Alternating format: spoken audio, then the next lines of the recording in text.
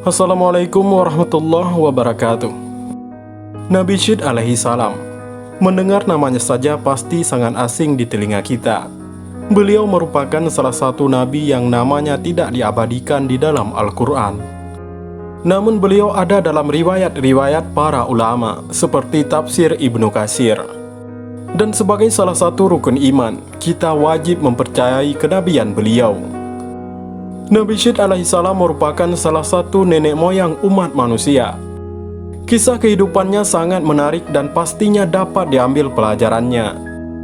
Mengingat keadaan saat ini yang sering terjadi permusuhan dan perselisihan, kita harus belajar dari beliau.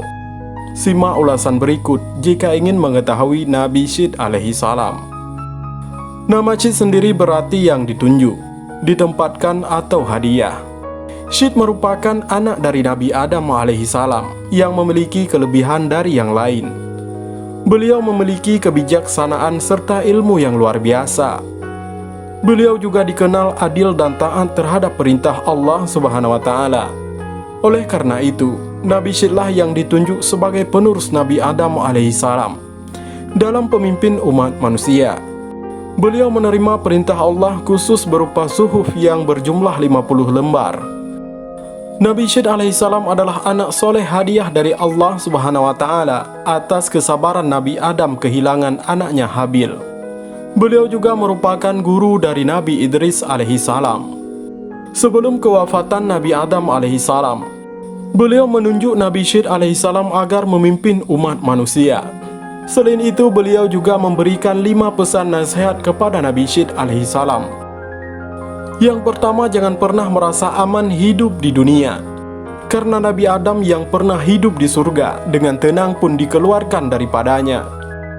Yang kedua, jangan mengikuti keinginan hawa nafsu istri, karena hal tersebut yang membuat beliau memakan buah terlarang. Yang ketiga, pertimbangkan setiap perbuatan yang dilakukan agar tidak menyesal kemudian. Yang keempat, tinggalkan hati merasa ragu, maka tinggalkan perkara tersebut. Yang terakhir, bermusyawarahlah bila ada sesuatu masalah. Dikisahkan bahwa iblis mencoba menggoda keturunan Adam waktu itu. Iblis membisikkan dan meracuni pikiran mereka agar membuat sebuah alat yang mengeluarkan bunyi. Terciptalah seruling dan genderang. Inilah musik pertama diciptakan di dunia. Para anak Adam menjadi lalai untuk menyembah Allah Subhanahu wa Ta'ala. Padahal Nabi Syed alaihissalam sudah berkali-kali mengingatkannya. Bahkan karena membuat pesta hingga mereka lupa diri karenanya. Di saat itulah pria dan wanita yang ada di sana digoda oleh iblis dan syaitan. Timbul hubungan tanpa ikatan pernikahan pertama di dunia. Atas perintah mendiang ayah beliau, Nabi Syed mengajak keturunan Adam lainnya untuk memerangi Kabil. Ternyata para anak-anak Adam terbagi menjadi 2 kelompok. Ada yang ikut dengan Nabi Syed alaihissalam, dan ada pula yang mengikut Kabil.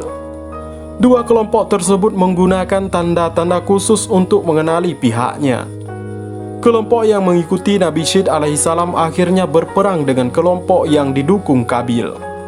Inilah peperangan pertama yang terjadi di muka bumi.